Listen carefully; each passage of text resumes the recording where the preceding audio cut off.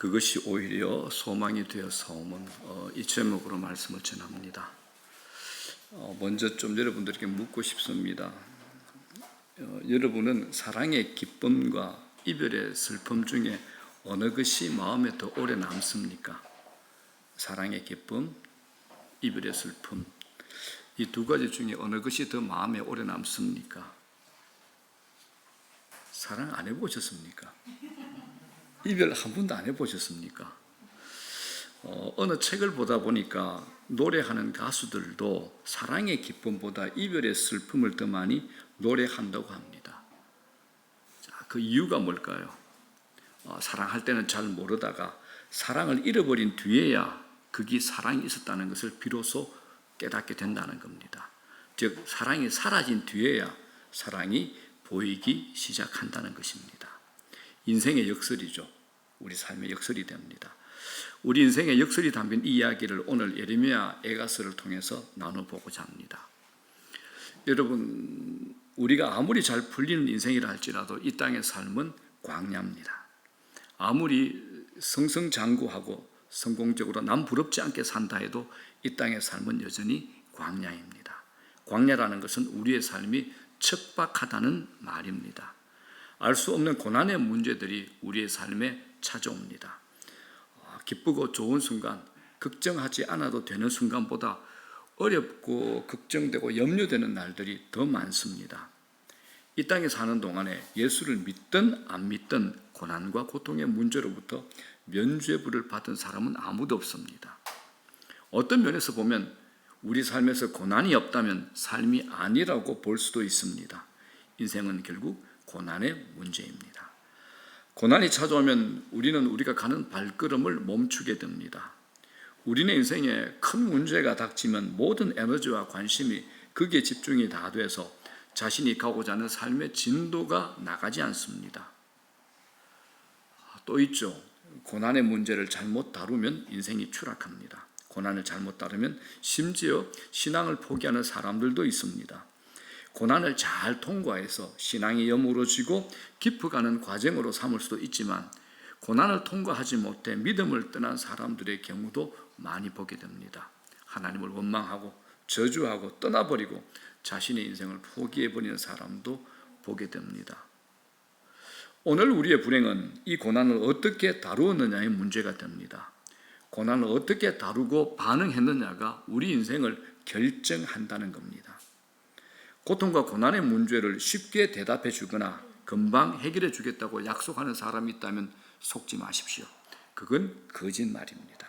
고통은 그렇게 간단히 해결될 수 있는 문제가 아니라는 겁니다. 여러분, 신앙은요, 신앙생활은 고통의 문제를 통과하고 난 다음에라야 할 말이 있습니다. 오늘 본문 예레미야 예가입니다. 이걸 우리에게 설명해 줄 겁니다. 무엇보다 먼저 예레미야 에가서의 배경을 알고 말씀을 듣는 것이 이해가 수월할 것 같아 간략하게 먼저 배경부터 말씀을 드립니다. 당시에 세계 최강 강대국 바벨론을 통치하는 느부갓네살 왕이 자기 군사들을 데리고 이스라엘의 수도 예루살렘을 침략해서 완전히 이스라엘을 부셔버립니다. 거기다가 하나님의 임재의 처소였던 성전마저 완전히 파괴해버리고 고귀한 성전의 기구들과 왕궁의 보화들을 약탈해 갑니다. 이렇게 모든 것이 무너지는 과정 가운데 바벨론 군대가 이 예루살렘은 1년 6개월 정도 포위를 했는데 그 기간 동안 예루살렘의 백성들은 먹을 것이 없어서 자기 자녀를 잡아먹어야 할 정도로 굶주리고 목말랐습니다. 실질적으로 자기 자녀들을 잡아먹었다라고 성경은 증명합니다. 상상이 되지 않는 일이 실제로 벌어진 겁니다. 아니, 부모가 됐는데 본인이 굶어 죽어야지 왜 자식을 잡아먹어? 이해 안 되죠. 그런데 성경은 분명히 얘기합니다. 예레미야에 가서 2장 20절, 두 군데 4장 10절도 있는데 2장 20절만 읽어보겠습니다. 시작. 여호와여 보시옵소서, 주께서 누구에게 이같이 행하셨는지요? 여인들이 어찌 자기 열매 곧 그들이 낳은 아이들을 먹어오며 제사장들과 선지자들이 어찌 주의 성소에서 죽임을 당하오리까? 이 바벨론 침략군들이 얼마나 악랄하게 했던지 먹을 것이 완전히 말라버리게 포위해가지고 그렇게 악랄하게 죽여갔던 겁니다. 그러다 보니까 먹을 게 없으니까 주의 백성들이 어머니들이 자기 자식을 잡아먹었다라는 겁니다. 성소에서 또 제사장들 그리고 선지자들이 죽임을 당하게 됩니다. 이걸 눈물과 고통과 깊은 탄식으로 목도한 예레미야가 쓴 5편의 시가 오늘의 예레미야 애가입니다. 구약 성경 중에 가장 슬픈 책이 오늘 예레미야 애가입니다. 예레미야는 눈물의 선지자로 알려졌습니다. 오늘 예레미야 애가를 읽어보면 전체적으로 탄식과 절망, 곡소리가 터져나오는 슬픈 노래입니다. 문장 곳곳에 신음이 새어나옵니다. 슬픔과 비탄의 시가 숨겨 있습니다. 읽다 보면 나도 모르게 우울함으로 고통 속으로 빠져들 것 같은 느낌도 받게 됩니다. 지금 예레미야는 모든 희망이 다 끊어졌습니다. 이스라엘과 자신의 삶 어느 것 하나 성한 곳이 없어 마음 편히 기댈 곳이 없습니다. 자신의 심장을 짓누르고 있는 고통스러운 현실밖에 남아있지 않습니다. 18절 보십시오. 이렇게 고백을 합니다. 시작. 스스로 이르기를 여호와께 대한 내 소망이 끊어졌다 하였도다. 자신을 믿을 수 없을 뿐만 아니라 하나님에 대한 소망도 끊겨졌다라는 겁니다. 죽고 싶은 최악의 절망 속에 있는 이유는 하나님께 소망이 없어졌기 때문입니다. 여러분, 자녀가 내 자식의 속을 썩여도 소망을 가지고 있으면 견딜 수 있습니다. 사업이 힘들어도 다시 일어날 수 있다는 기대감, 소망이 있으면 됩니다. 남편이 도박과 술로 방황하지만 언제라도 돌이킬 수 있다는 소망이 있으면 견뎌낼 수 있습니다. 소망은 현재를 견디게 해주는 힘이 있습니다. 그러나 깊고 어두운 터널을 지나고 있는데 터널의 끝이 보이지 않고 계속되는 것처럼 느껴질 때 절망하게 됩니다. 우리가 기도라도 할 수 있는 것이 행복한 겁니다. 지금 예레미야는 기도마저 할 수 없는 상태에 빠져 있습니다. 기도하고 싶어도 기대가 안 되는 겁니다. 이럴 때가 가장 절망적인 상태가 됩니다. 여호와께 대한 소망이 끊어진 상태입니다. 계속되는 악재가 겹치면서 하나님도 나를 버렸구나 하는 느낌이 들면 더는 기도가 안 되는 겁니다. 예레미야 선지자가 굉장히 깊은 실망 속에 빠져 있는데 그건 하나님에 대한 실망을 하고 있는 겁니다. 하나님께 의지하고 위로받고자 하는데 오히려 하나님 때문에 더 우울해진 겁니다. 더는 하나님께 소망을 둘 수 없으니 선지자는 이제 갈 곳이 없습니다. 하나님의 선지자고 하나님을 위해서 살고 하나님을 붙잡았는데 하나님에 대한 소망이 끊어졌습니다. 그러면서 그는 자신이 겪고 있는 상황을 이렇게 묘사합니다. 19절입니다. 시작. 내 고초와 재난 곧 쑥과 담즙을 기억하소서. 쑥과 담즙은 큰 고난, 큰 고통을 얘기하는 겁니다. 쓰디신 잔을 들이키고 있다는 건데 더는 괴로울 곳이 없을 정도의 최악의 상태라는 것을 얘기합니다. 자, 20절 보겠습니다. 시작. 내 마음이 그것을 기억하고 내가 낙심이 되오나. 낙심이라는 단어를 쓰고 있습니다. 낙심이 뭔가요? 마음이 내려앉은 것. 이런 상태가 되면 살고 싶지 않습니다. 의지할 곳도 내 마음을 어디에 둘 것도 없는 완전히 무너진 상태입니다. 예레미야는 이제 죽는구나 하는 모든 것을 포기하는 마음입니다. 여러분, 예레미야는 하나님의 선지자입니다. 누구보다도 믿음의 모습으로 살아가야 하는 사람인데 지금 그는 흔들리고 있습니다. 믿음의 삶을 살았던 사람도 어떨 때는 삶의 깊은 수렁에 빠지면 이럴 수 있습니다. 이걸 영혼의 밤이라고 표현하는데 깊은 영적 침체에 들어갑니다. 많은 위대한 훌륭한 선지자들 또 믿음의 선배들이 영혼의 밤을 통과하고 깊은 영적 침체를 경험했다라고 얘기를 합니다. 욥기서를 보면 욥이 어떤 사람입니까? 동방에서 알아주는 의인입니다. 누구보다도 하나님을 잘 섬겼던 사람입니다. 그러나 나중에는 믿음이 흔들려가지고 이런 고백하죠. 내가 차라리 태어나지 않았더라면 내가 하나님 앞에 죽기를 원합니다. 이런 고백을 합니다. 이유를 알 수 없는 고통이 계속되면 흔들리지 않는 사람 아무도 없습니다.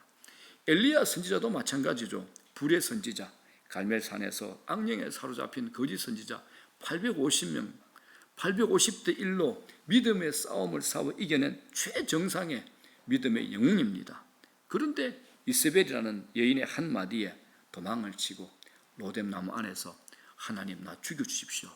나 죽여주십시오. 내 목숨을 거두십시오라고 말하지 않았습니까?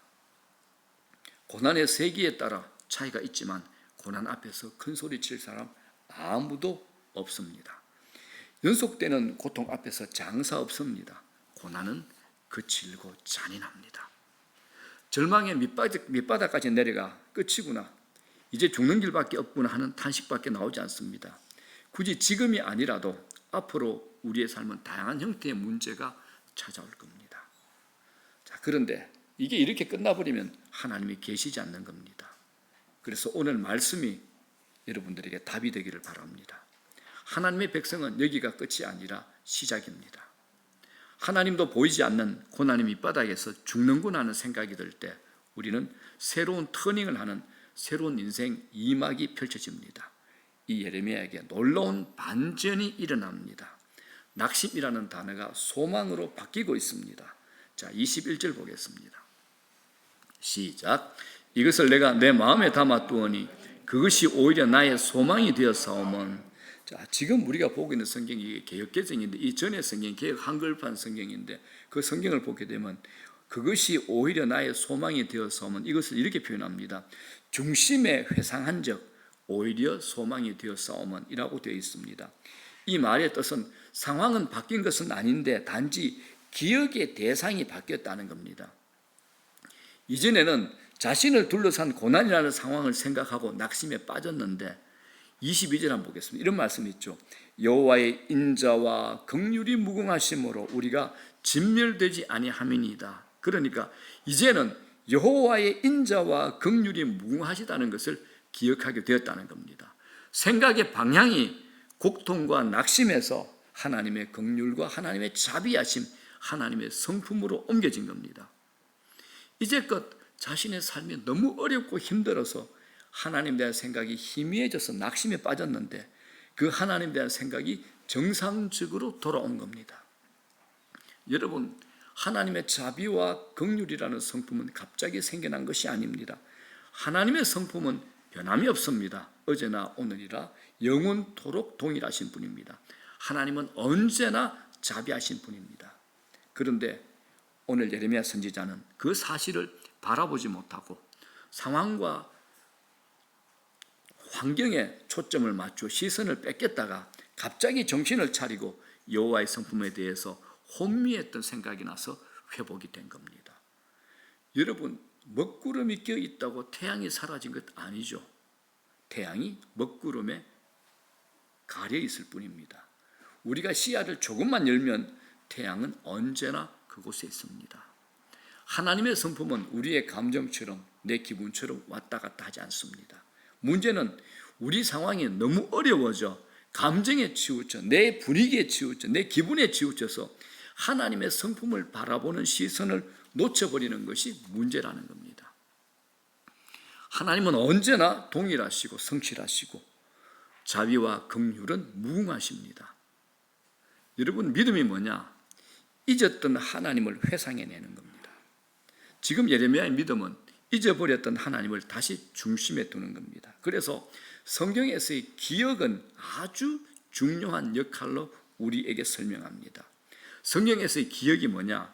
과거의 사건을 생각만 하는 것이 아니라 과거의 사건을 현실로 데리고 와서 지금 내 앞으로 데리고 와서 내게 현실적 사건처럼 상상하는 겁니다. 그래서 2000년, 3000년 전에 일어났던 사건을 지금 일어난 사건처럼 상상해서 뜨겁고 구체적으로 현실에서 경험하게 되는 것, 성경이 말씀하는 기억은 바로 이겁니다.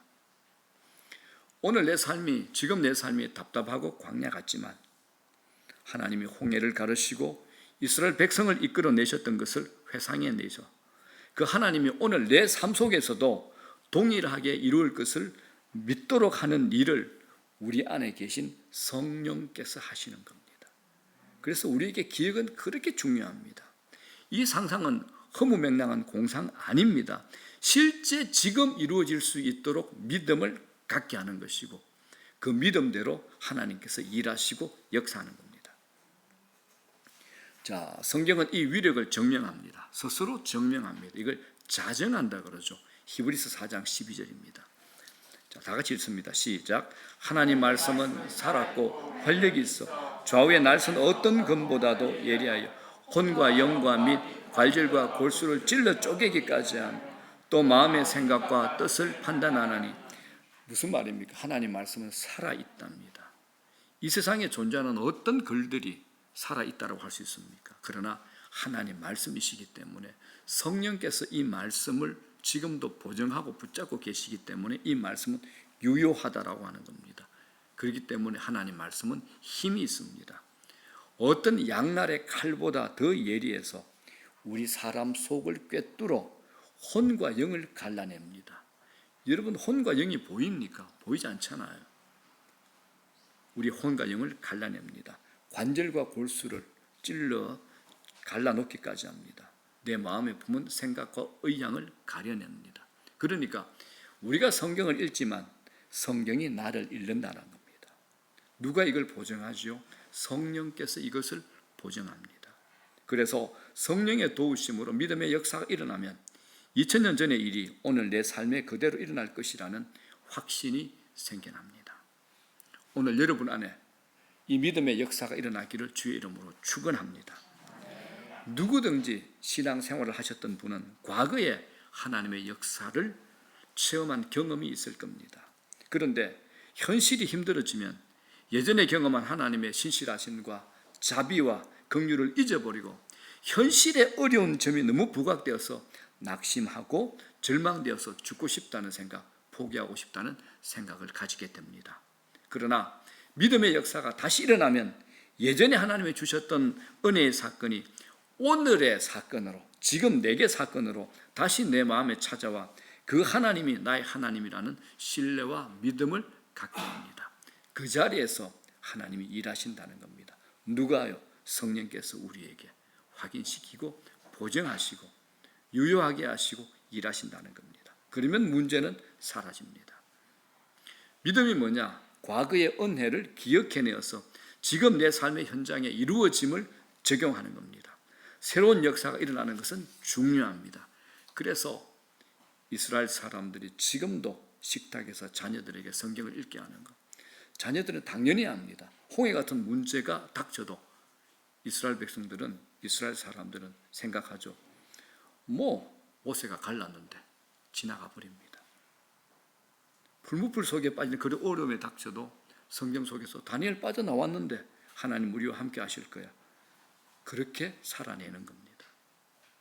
여러분, 하나님은 살아계시고 영원토록 동일하신 분이기 때문에 오늘도 내 삶 속에 능력과 기적을 행할 수 있다는 믿음의 상상력이 찾아오면 오늘 21절이 이루어집니다. 다 같이 시작. 이것을 내가 내 마음에 담아두었더니 그것이 오히려 나의 소망이 되어서면 이걸 내 마음에 새기며 소망을 가지게 됩니다라는 고백을 하게 될 겁니다. 우리가 지나간 날들 속에는 하나님에 대한 기억이 우리 곳곳에 숨어 있습니다. 그런 순간순간을 다시 기억하고 중심에 회상하면 오늘 나의 문제에 대한 두려움과 낙심은 사라집니다. 지워집니다. 기억이 되살아나는 것 중요합니다. 하나님에 대한 긍정적인 추억들을 떠올리며 하나님에 대한 신뢰도가 높아지면 우리는 다시 일어나게 됩니다. 자, 22절 보십시오. 예레미야가 이렇게 고백합니다. 이제 시작. 여호와의 인자와 긍휼이 무궁하심으로 우리가 진멸되지 아니함이니이다. 예레미야 선지자의 회복된 고백은 인간적으로 보면 진멸되어 끝이 나야 되지만 하나님이 살려주셔서 지금 지탱하고 보정되고 있는 것은 하나님의 자비와 긍휼이 무궁하시기 때문이라는 겁니다. 하나님의 긍휼과 자비가 무궁하시다는 것은 예수 그리스도를 죽은 자 가운데서 다시 살리셔서 부활의 능력을 드러내시고 또한 오늘 우리 모두에게도 부활의 능력을 경험하게 하시는 것으로 나타납니다. 날마다 우리 삶 가운데 부활하잖아요. 물론 우리가 나중에 죽고 난 이후든지 그 이후라도 주님께서 우리를 부활시키겠지만 또한 우리 삶 가운데서도 날마다 이렇게 부활을 경험하는 겁니다. 그동안 코로나19로 인해서 많은 제약과 어려움과 문제가 있었지만 오늘 우리가 스스로 주일 예배에 참석하는 것으로 주의 자비, 긍휼이 무궁하시다는 증거가 됩니다.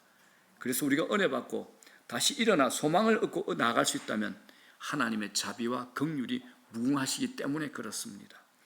내 실력과 능력으로 운이 좋아서 오늘 여기까지 버틴 것이 아니라 하나님의 자비와 긍휼이 무궁하셨기 때문입니다.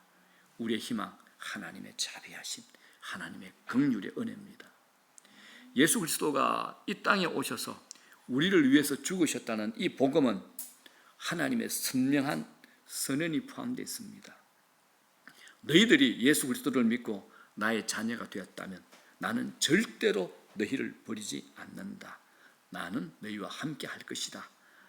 이런 하나님의 자비와 긍휼하심의 결정판이 바로 주님이 이 땅에 오심입니다. 이 복음을 붙잡으면 결단코 실패하지 않는 이유는 하나님의 자비와 긍휼이 무궁하심 속에 있기 때문에 그렇습니다. 내가 실수하고 넘어져도 하나님의 자비와 긍휼하심 때문에 다시 일어날 수 있습니다. 자비라는 단어는 히브리어로 헤세드입니다. 하나님의 성품을 가장 잘 설명하는 단어가 바로 헤세드입니다. 우리 셀에 헤세드 셀이 있죠. 또 제자훈련팀에도 헤세드가 있습니다. 여러분, 아무리 앞이 보이지 않는 상황에 있다 해도 하나님의 긍휼과 자비를 하나님께서 거둬가시지 않는다면 우리는 그것으로 충분한 겁니다. 그래서 23절에 예레미야가 이런 고백을 합니다. 시작. 이것들이 아침마다 새로우니 주의 성실하심이 크소도이다. 아멘. 선지자의 고백이 이렇게 바뀌었습니다. 변함없으신 하나님의 성품을 만날 때마다 아침마다 새롭다라고 합니다. 여러분, 하나님 식상하신 분 아닙니다. 지루하신 분 아닙니다. 예상 가능한 하나님이 아니십니다. 아침마다 새로운 분이시라는 겁니다. 자, 여러분에게 하나님은 어떤 분입니까? 여러분들은 하나님 식상하십니까? 하나님이 지루하십니까? 하나님의 일하심이 여러분 눈에 다 들어옵니까? 어떻습니까? 아니면 하나님을 생각할 때마다 아침마다 새롭고 설레임이 있습니까? 여러분들에게 하나님은 새로운 분이십니까? 솔로몬은 이 세상은 새 것이 하나 없다라고 합니다. 해 아래 새 것이 없다라고 고백했죠. 그러나 하나님은 우리가 아무리 경험해도 끝이 없으신 분입니다. 만나면 만날수록 신비롭고 경이롭고 놀라우신 분이십니다. 하나님의 역사를 체험하고 간증하고 다니는 사람조차도 하나님의 일부밖에, 아주 작은 일부밖에 경험하지 못한 겁니다. 하나님은 우리의 상상을 초월하시는 분입니다. 출애굽한 이스라엘 백성이 경험한 하나님은 바닷물을 갈랐습니다. 광야에 길을 냈죠. 반석에서 물을 냈습니다. 또 하늘을 열었습니다. 만나와 메추라기도 주셨습니다. 성경에서 만나는 하나님 대단하시지만 이것 역시 전부 아닙니다. 아주 작은 일부분에 불과합니다. 성경은 인간의 언어로 기록된 겁니다. 하나님을 인간의 언어로 다 담아낼 수가 없습니다. 단지 인간의 언어로 인간의 세계에서 이해할 수 있도록 기록한 겁니다. 인간의 언어로 표현할 수 없는 어마어마한 하나님의 세계, 우리가 알 길이 없는 겁니다. 그래서 선지자가 어떻게 표현합니까? 아침마다 새로우니, 아침마다 새로우니라는 표현을 사용한 겁니다. 자고 내일 아침에 만날 하나님을 기대하는 겁니다. 하나님을 향한 설레임으로 가득 차 있습니다. 예레미야는 갑자기 하나님에 대한 기대감으로 충만해 있습니다. 예레미야가 찾아낸 희망은 주어진 환경 속에서 좋아질 것이라는 막연한 기대가 아닙니다. 그런 막연한 기대는 자신에게 거짓 최면을 걸어서 더 깊은 수렁 속에 빠지게 할 수 있습니다. 예레미야는 자비와 긍휼이 무궁하신 하나님의 성품으로부터 희망을 찾았습니다. 우리는 무엇인가 궁하고 힘들 때 신랄 같은 희망이라도 붙들고 싶어 합니다. 유능해 보이고 돈이 있어 보이는 능력 있는 사람을 쫓아가기도 합니다. 그러나 세상은 기대한 만큼 그 기대가 깨어집니다. 기대하지 말아야 할 곳에 기대한 것 때문에, 그 후유증 때문에 오히려 삶이 피곤하고 더 안타까운 겁니다. 눈에 보이는 사람이나 환경은 예측할 수 없고 안전하지 않습니다. 눈에 보이는 그 어떤 것도 의지할 대상이 아니라는 것을 여러분들이 분명히 믿으셔야 됩니다. 오늘 눈에 보이는 어떤 것을 신뢰하고 믿는다면 내려놓으시기 바랍니다. 땅도 꺼집니다, 여러분들. 땅이 갈라지잖아요. 나라도 망합니다. 은행도 문을 닫습니다. 어떤 것도 믿을 수 없는 별의별 일들이 다 일어납니다. 우리가 오직 믿을 대상은 하나님밖에 없습니다. 우리가 흔들리는 것은 일어난 상황 때문이 아니라 흔들리는 것을 바라보았기 때문에 그렇습니다. 흔들리지 않으시는 영원한 반석이신 하나님을 바라보고 그분을 신뢰하는 겁니다. 그래서 예레미야는 이제 기다림이라는 태도를 보여주고 있습니다. 그는 모든 것을 돌려놓을 회복을 기다립니다. 그런데 여러분, 고통이 깊을수록 이 기다림이 쉽지 않습니다. 조금만 더 기다리라는 이 말은 고통 속에 있는 사람에게는 죽으라는 말하고 똑같습니다. 기다리기만 하면, 그러면 진짜 기다리기만 하면 진짜 좋은 일이 있기는 하나? 라는 질문에 그렇다라는 대답만 들을 수 있으면 우리는 기다릴 겁니다. 기다릴 수 있습니다. 그러나 그것을 보장해 줄 것이라는 확신이 없어서 절망합니다. 자, 그럼에도 예레미야가 기다림을 강조합니다. 어떤 기다림이냐 한번 봅시다. 24절, 25절, 26절 다 같이 있습니다. 시작. 내 심령에 이르기를 여호와는 나의 기업이신 그러므로 내가 그를 바라리라 하도다. 바라리라, 기다림이죠. 자, 25절 시작. 기다리는 자들에게나 구하는 영혼들에게 여호와는 선하시도다. 26절 사람이 여호와의 구원을 바라고 잠잠히 기다림이 좋도다. 아멘. 이 구원은 예수 믿는 구원이 아니죠. 우리 삶의 문제를 해결받는 그런 구원을 얘기하는 겁니다. 반복되는 말씀이 무엇입니까? 기다림입니다. 기다림에 대한 확실한 보장의 근거가 있어야 됩니다. 뭘까요? 언제나 변함없는 하나님의 성품입니다. 언제나 변함없는 하나님의 성품입니다. 여러분, 신앙은 기다림입니다. 기다림 없이 이루어지는 것 없습니다. 겨울을 이겨낸 나무라야 꽃이 핍니다. 밤이 길게 느껴지더라도 기다리는 자에게 아침이 옵니다. 오늘 예레미야 선지자가 기다림이라고 하는 것은 그냥 나 혼자 하나님을 목매고 기다리는 것이 아니라 하나님이 기다리시는 겁니다.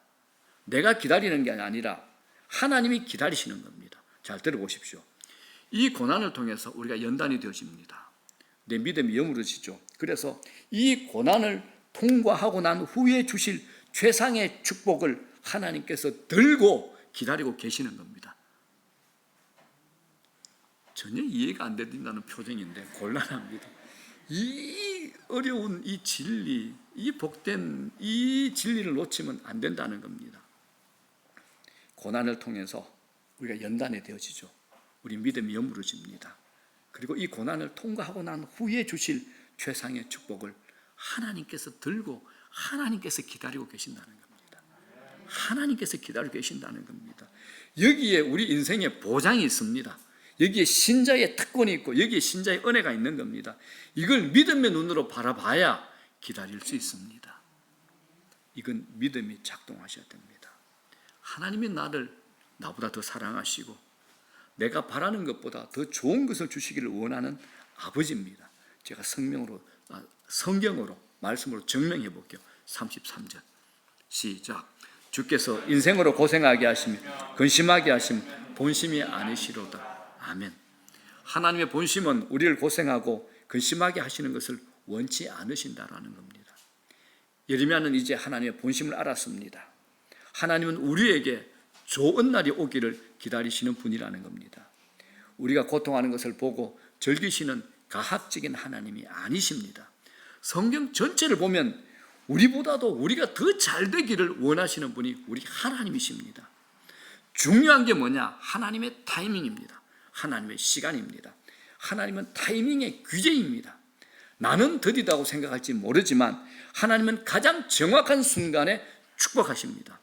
문제는 하나님의 이 크신 약속과 내가 겪고 있는 현실 사이의 간격이죠. 그런데 이 기다림은 나의 몫입니다. 시간이 필요한 것 어쩔 수 없습니다. 기다리지 못한다는 것은 하나님의 신뢰에 대한 문제가 있다라는 겁니다. 그래서 25절 뭐라 그럽니까? 기다리는 자들에게나 구하는 영혼들에게 여호와 선하시도다.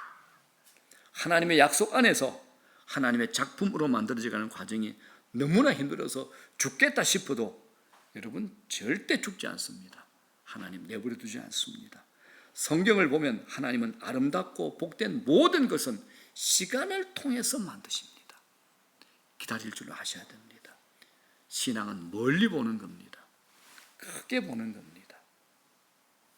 세상에서도 장인이 만든 작품과 공장에서 찍어내는 것 하늘과 땅 차이지 않습니까? 좋은 것일수록 시간이 걸립니다. 빨리 해결되는 것 능사 아닙니다. 빨리 해결되기 원하면 덫에 반드시 걸리게 됩니다. 창세기의 가장 큰 교훈이가 아닙니까? 서두르면 뭐죠? 이스마엘. 기다리면 뭐죠? 이삭입니다. 아브라함이 하나님께 아들 달라 했는데, 하나님이 주시겠다고 약속했는데 그거 못 기다리다가 누구를 만들었습니까?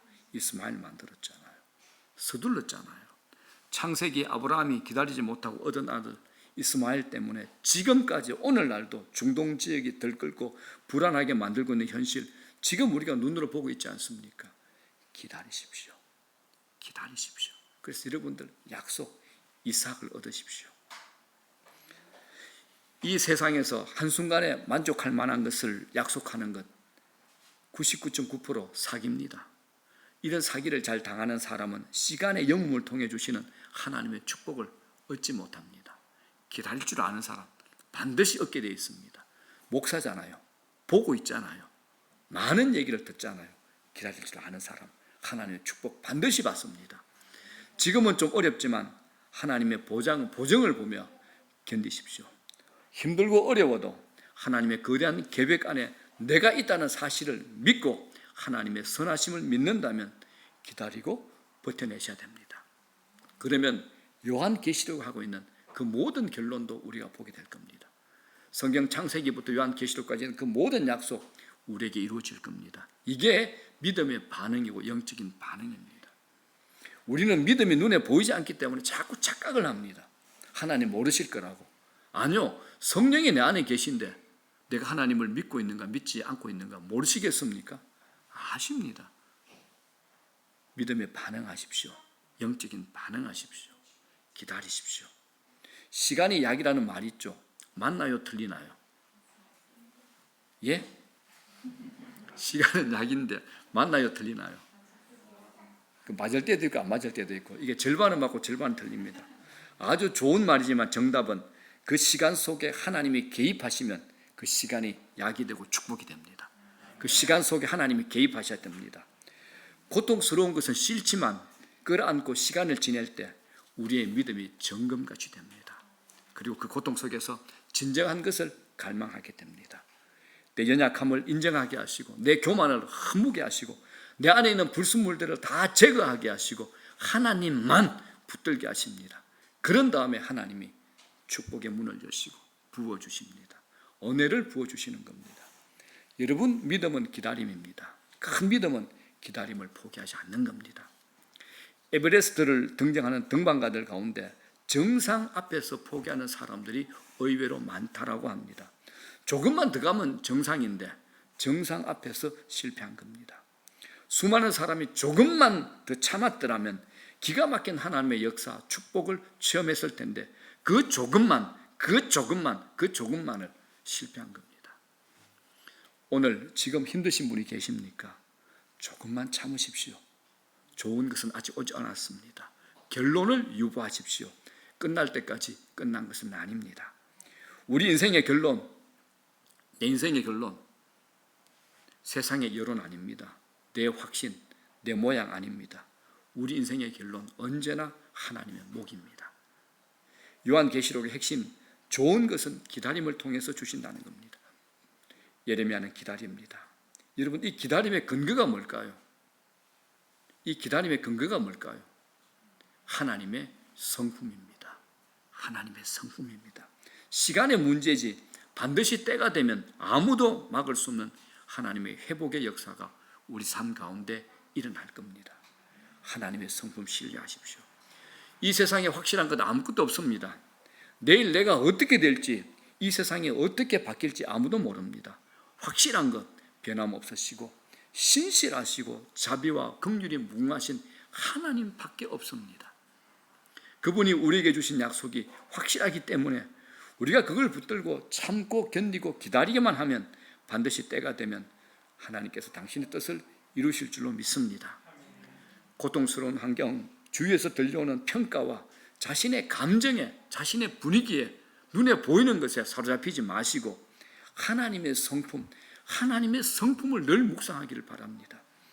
하나님의 성품이 무엇인지 떠올리고 기억하고 묵상하시고 그분의 자비, 그분의 긍휼, 그분의 영광, 그분의 은혜가 얼마나 무궁하신지를 말씀을 통해서 확인하시고 묵상하시고 여러분의 것을 만드시기 바랍니다. 요셉을 보십시오. 연속된 고난 속에서 하나님을 어떻게 구체적으로 느낄 수 있겠습니까? 요셉이 당한 거 보면 하나님의 손길이 전혀 없는 것처럼 보입니다. 그런데 요셉이 믿었던 것 단 하나입니다. 하나님의 성품을 믿었던 겁니다. 성품을 믿었습니다. 고난은 힘들지만 고난이 없었다면 하나님의 자비와 긍휼을 어떻게 경험할 수 있겠습니까? 어떤 분들은 산을 옮길 만한 믿음을 달라고 합니다. 산을 옮길 만한 믿음. 그런데 여러분, 내 앞을 가로막는 거대한 그런 산이 있어야 그런 기도가 진심으로 나오게 되는 겁니다. 우리의 삶에 고난과 어려움이 찾아올 때 하나님의 자비와 긍휼의 성품을 더 강력하게 기대하고 구하십시오. 하나님의 성품을 구하십시오. 그리고 그 어려움 속에서 이전에는 전혀 경험할 수 없었던 어마어마한 하나님의 성품 안으로 내 삶을 맡길 수 있는 믿음을 가지기를 주의 이름으로 축복합니다. 말씀 정리합니다. 여러분, 오늘의 어려움에만 묻혀 있지 않기를 바랍니다. 하나님의 자비, 하나님의 긍휼하심을 믿고 노래하십시오. 하나님은 선하신 분입니다. 아침마다 새로우신 분입니다. 우리는 승리하고 잘 될 겁니다. 여러분은 승리하고 잘 될 겁니다. 어려움에 기가 죽어 있고 의기소침해 있는 분들이 계십니까? 어깨를 펴시고 잘 될 것이라는 막연한 기대가 아니라 하나님의 뜻, 하나님의 성품 안에서 신뢰하며 감사와 찬양이 터져나오기를 바랍니다. 막연한 기대 아닙니다. 하나님의 성품 안에서 기대하는 겁니다. 우리의 삶이 그분 안에 놓여 있다는 사실을 의심하지 않기를 바랍니다. 자비와 긍휼이 무궁하신 그분을 날마다 새롭게 만나는 것을 기대하는 삶을 사는 축복이 있기를 주의 이름으로 여러분 모두를 축원합니다.